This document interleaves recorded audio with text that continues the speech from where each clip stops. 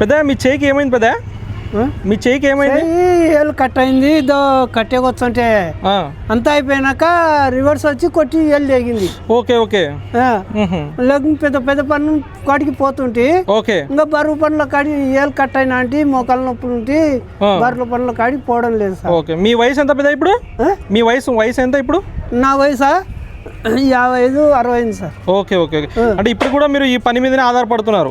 ఈ పని చేసుకుంటేనే తినేది. Okay okay. అంటే ఇది ఈ సంఘటన జరిగింది కదా పెద్ద, ఇట్లా ఏళ్ళు తెగడం వల్ల ఈ ఏళ్ళు తెగింది కదా మీకు. సో తెగినప్పుడు మీకు ఏదన్నా ప్రభుత్వం నుంచి ఏదైనా సాయం అందిందా పెద్ద? సాయం ఎవరు చేయలే. ఏమంటే ఆడ వాళ్ళు ఇల్లు మా బంధువులను వాళ్ళను అడుక్కునే. ఓకే ఓకే అంతే. ఇంకెవరైనా మీకు దీని గురించి సాయం చేసిన వాళ్ళు కానీ ఇట్లా ఉన్నారా? ఇట్లనే మా కార్పెంటర్ల కాడ తెలిసిన వాళ్ళు ఉంటే నేను తెలిసిన వాళ్ళకి చెప్తే వాళ్ళు వచ్చి చూసి వాళ్ళు తలా ఇంత వేసుకొని మా కార్పెంటర్ సంఘం వాళ్ళు వచ్చి బంటి కింద వేసుకొని 9,000 ఇచ్చిపోయినారు సార్.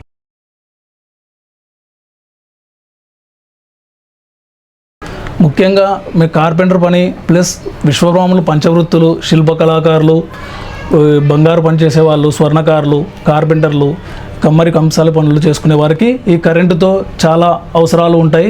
ఈ మిషనరీస్ వచ్చిన తర్వాత గతంలో లాగా లేకుండా ఎక్కువగా కరెంటు వాడకంతోనే పనులు చేసుకునే విధంగా ఉన్నాయి.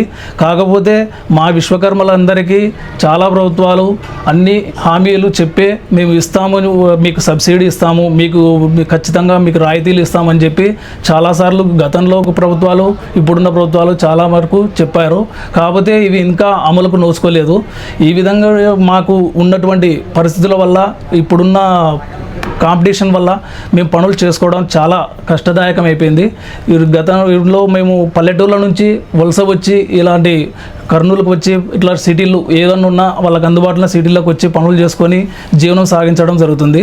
ఈ జీవనం సాగిస్తున్న టైంలో ఇటువంటి పరిస్థితుల్లో కూడా పనులు లేకపోవడం, పనులు ఉన్నా ఒకవేళ ఇలాంటి ఇబ్బందులు తలెత్తడం, షాప్ రెంట్లు, ఇంటి రెంట్లు, ఇలాంటి కరెంటు బిల్లులు ఇలాంటివి చాలా వచ్చి మేము ఒడిదుడులకు లోనవుతున్నాం. అలాగే నగరంలో ప్రతిదీ ఎవరికైనా సరే నాయి బ్రాహ్మణులకు, తర్వాత వచ్చేసి రజక సోదరులకు, చేనేత కార్మికులకు, కార్మిక రంగాల వారికి చాలా వరకు సబ్సిడీ కరెంటు రాయితీ ఇవ్వడం జరుగుతుంది. ఈ బీసీ కేటగిరీలో వాళ్ళందరికీ చేయడం చాలా సంతోషాన్ని ఇచ్చింది. అదే బీసీలో ఉన్న మమ్మల్ని కూడా గుర్తించి మాకు ప్రభుత్వం ఇలాంటి ప్రోత్సాహకాలు ఇస్తే మేము ఇంకా ముందుకు వెళ్ళడానికి, ఇలా చేసుకోవడానికి చాలామందికి మాకు మీరు సహాయం చేసిన వాళ్ళు అవుతారు సార్.